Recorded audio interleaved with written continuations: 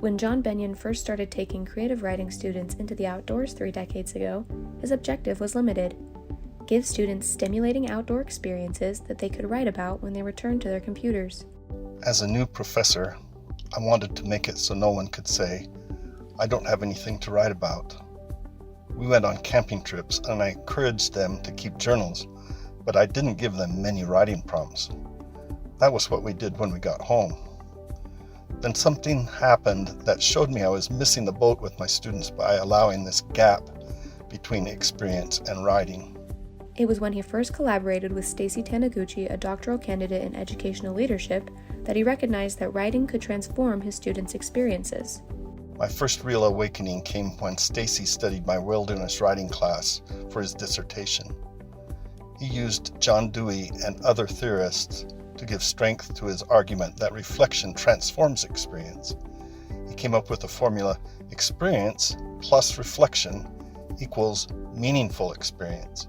Stacy had the students write after every activity, prompting them to reflect on the personal meaning of the experience.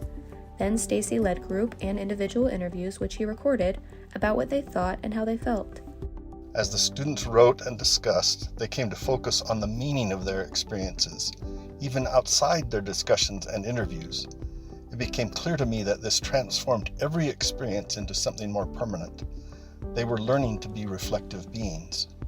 As he observed Stacy's teaching, Professor Bennion saw advantages in the close juxtaposition of experience and reflection. Once during that semester, we built snow caves. We arrived at the location without quite enough time before nightfall. As a result, the recreation management teacher and I didn't do a great job of checking everyone's snow caves. One pair of women built a cave with a door that was too large, and they were dangerously cold that night. The next morning, they just wanted to go home immediately, but the sun was warming the mountainside, and we had planned to go cross-country skiing and then have a writing session and a discussion with Stacy. Reluctantly, these two women participated. During the writing time, they wrote about their miserable night. Then they read what they had written and complained verbally. But as I listened, they started processing their experience. Later, they each wrote 3 drafts of an essay about turning suffering into growth. Writing transformed their memory of the experience, made it useful. Since that class, Professor Bennion has continued to help students make meaning from experience by having them write reflectively during outdoor trips. Through the years, I've loved watching students change and grow as they reinterpret their experiences. For example, Jacob's snow cave fell in, and when the woman whose cave didn't fall teased him, he had to work through some anger, which taught him something about his idea of himself. Abriel discovered that she is not an outdoors person and would rather look at scenery from a rest stop. Brooke learned how to manage her fear of an impending operation for a benign brain tumor. Kimberly, who thought that right and wrong were always clearly delineated, began to see that some issues are not so easily judged. Kurt, a natural loner, discovered ways to make connections with other people. Claire learned to see poetry in everyday life. Professor Bennion believes that just as his students grew through reflection, students can benefit from reflection in any experiential program, including internships, laboratory work, service learning programs, study abroad, and leadership training.